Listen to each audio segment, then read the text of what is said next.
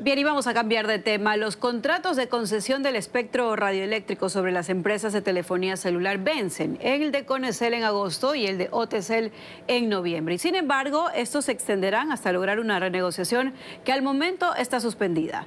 Lenin Artieda está listo ya para las entrevistas de hoy en Contacto Directo. Y en los estudios, el economista Alberto Acosta Burneo de la revista Análisis Semanal.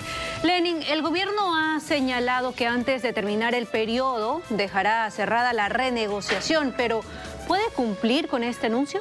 Estefanía Samantha, según la ministra de Telecomunicaciones, Diana Maino, se ha seguido una hoja de ruta que tiene como objetivo el concretar esta renegociación, pero aún hay varios niveles que superar y el tiempo corre. Economista Alberto Acosta, buenos días, bienvenido a Contacto Directo. Muy buenos días, un gusto estar con ustedes.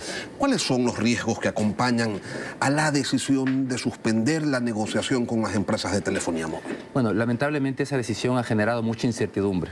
Pone en riesgo la seguridad jurídica necesaria para la inversión.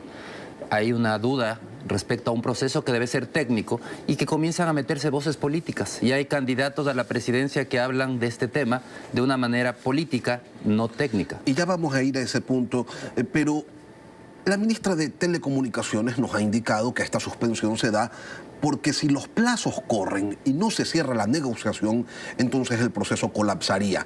Y que una cosa es que se suspenda formalmente la negociación y otra muy distinta que los diálogos se hayan suspendido, que estos están continuando. Llama la atención que un proceso que empezó en 2021, se diga a pocas semanas de que venza los contratos, se diga que no se pudo renegociar, que no hubo el tiempo completo. En realidad esto de aquí realmente demuestra que puede ser que incluso haya algunos miedos para tomar las decisiones. El director Arcotel renunció la semana pasada. Y la pregunta aquí es si no quieren asumir responsabilidades o tienen miedo de retaliaciones de las autoridades, de las nuevas autoridades que se posesionen. Porque son decisiones que se debieron haber hecho planificadamente. Este es un proceso de largo plazo, de un tema técnico que empezó hace varios años y que debió haber concluido a tiempo. Que de hecho empezó en el gobierno anterior. Y la negociación de todo el proceso en 2021. ¿Por qué resulta tan compleja esta negociación si la ley de telecomunicaciones establece con claridad cuáles son los criterios de valoración? Eso es lo que llama la atención, porque la misma Arcotel, cuando establece esta suspensión de la negociación, establece los motivos. Y si uno lee los motivos, son 5 motivos en los cuales todos corresponden a responsabilidades internas del gobierno. Es decir, o Arcotel que no hizo un informe, o Arcotel que está esperando una respuesta del Ministerio de Finanzas, o Arcotel que está esperando una respuesta de Procuraduría. Es decir, todos son temas internos del gobierno. Entonces llama mucho la atención que se llegue hasta estas alturas y se diga no se avanzó a hacer todo esto. ¿Por qué no se avanzó? ¿Por qué no se solicitaron esos temas a tiempo? Usted hablaba de los temores, que hay temores en el gobierno. ¿Cuáles son? Puede ser retaliaciones de las siguientes autoridades. Ya vemos que hay candidatos o líderes de políticos que anuncian que van a revisar todo lo que se haga en este periodo, lo cual es inaceptable porque este gobierno tiene que responder a lo que le corresponde a su periodo. No puede quedarse de manos caídas en temas como en este, que son contratos que vencen en este gobierno, no en el siguiente. Bueno, pero los líderes o los candidatos pueden decir cualquier cosa. El problema real, el verdadero temor parecería que está en el valor de la concesión, en la definición de ese rubro, porque se ha vendido la idea de que aquello cuesta miles de millones de dólares y no es así. Bueno, aquí hay dos cosas. Un tema es la valoración del espectro radioeléctrico, que tiene es un tema muy fácil, un tema estándar a nivel regional. De hecho, la valoración ya se hizo y está concluida y se hizo con apoyo internacional. Incluso la CAF financió ese proceso. ¿Y cuál es la cifra?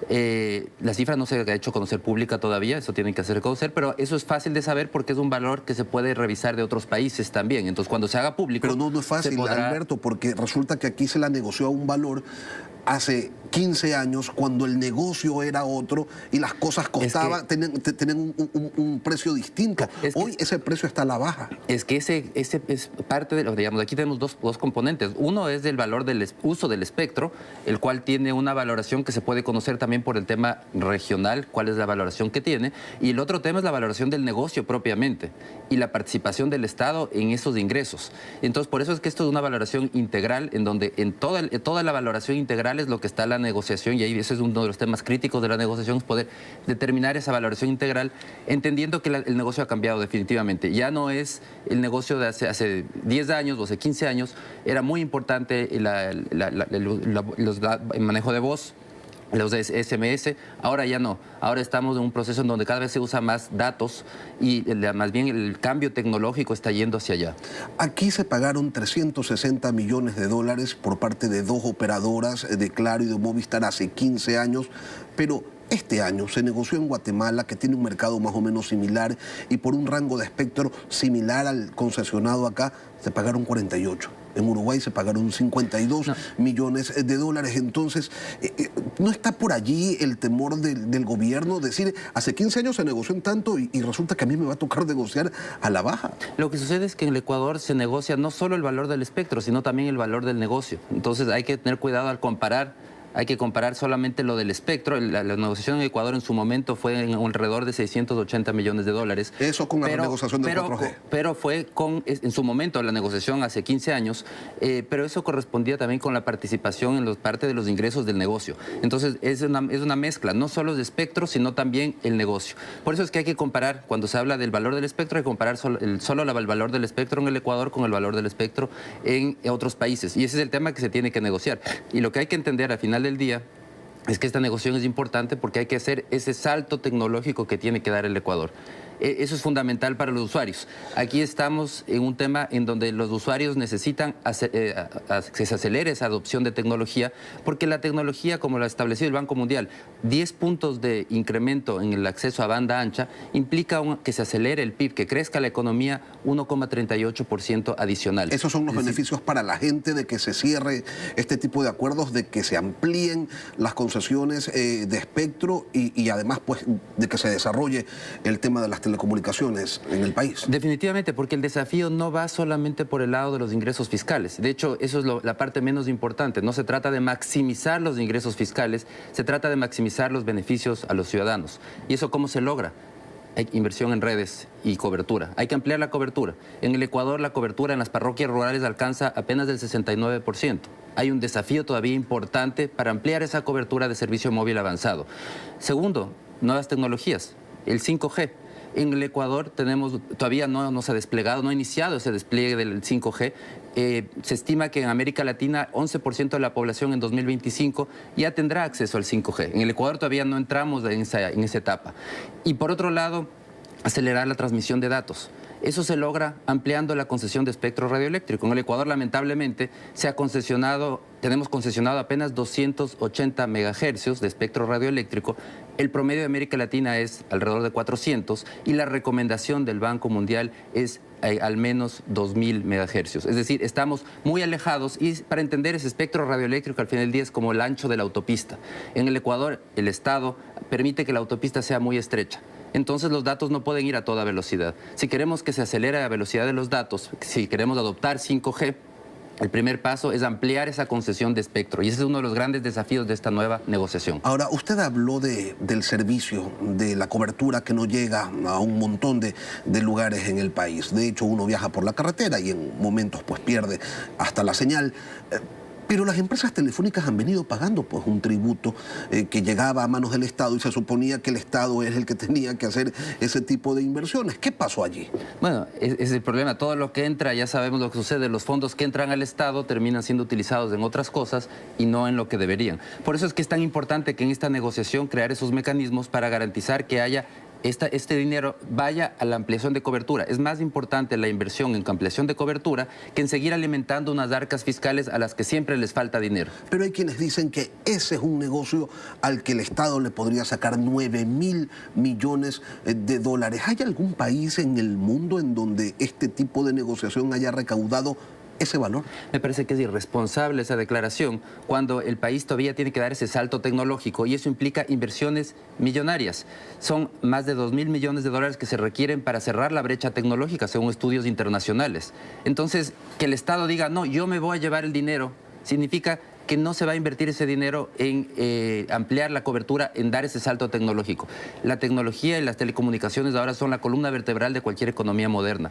Entonces la prioridad no puede ser, como dicen algunos candidatos de manera irresponsable, No puede ser seguir sacando más rentas de un sector cuando lo que hay que hacer es garantizar que haya más inversiones, que se amplíe la cobertura, que se adopten nuevas tecnologías. Alberto, pero ¿se le puede sacar más dinero a ese sector? Porque parecería que se está confundiendo la facturación con la rentabilidad.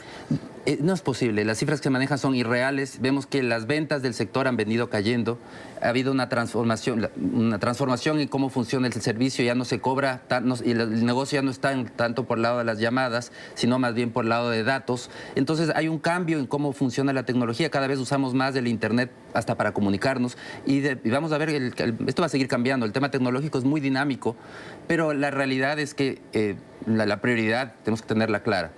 La prioridad tiene que ser inversión en redes, en velocidad, en nuevas tecnologías.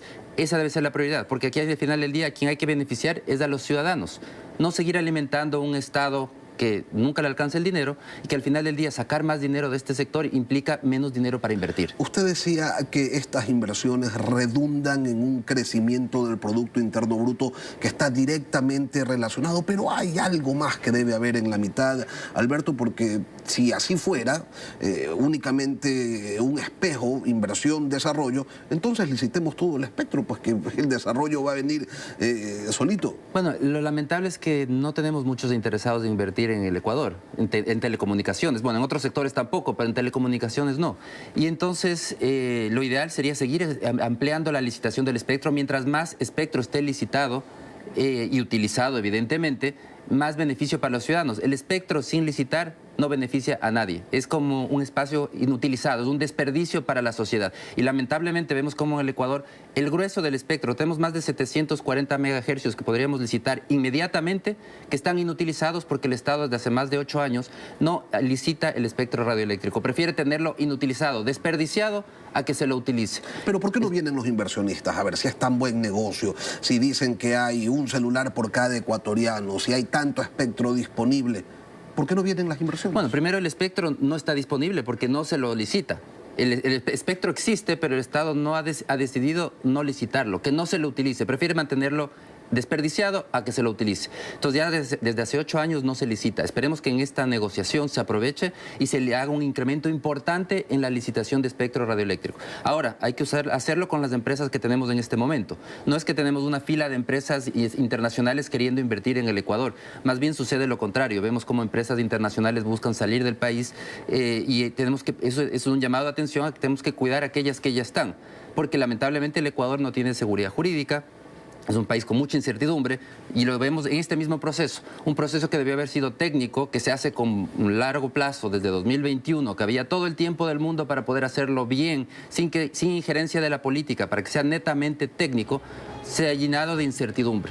Eso ahuyenta a los inversionistas. Ahora, ante la suspensión de la negociación, ¿la ampliación de los contratos es la decisión correcta? Bueno, lo que tiene que hacer en este momento las autoridades de telecomunicaciones es dar un nuevo plazo, crear certidumbres, no dejar en esta incertidumbre. La suspensión no era la vía correcta, hay que usar vías legales. Ahora la ministra está hablando de una prórroga, importante que la haga, utilice mecanismos legales y que establezca cronogramas para dar certidumbres. Lo peor para la inversión es la incertidumbre, porque eso ahuyenta la inversión. No permite atraer a nuevos inversionistas, que sería el ideal, poder tener el país cada vez más inversionistas, y además preocupa a los inversionistas actuales. Alberto Acosta Burneo, editor de la revista Análisis Semanal, gracias por acompañarnos hoy aquí en Contacto. Siempre es un gusto.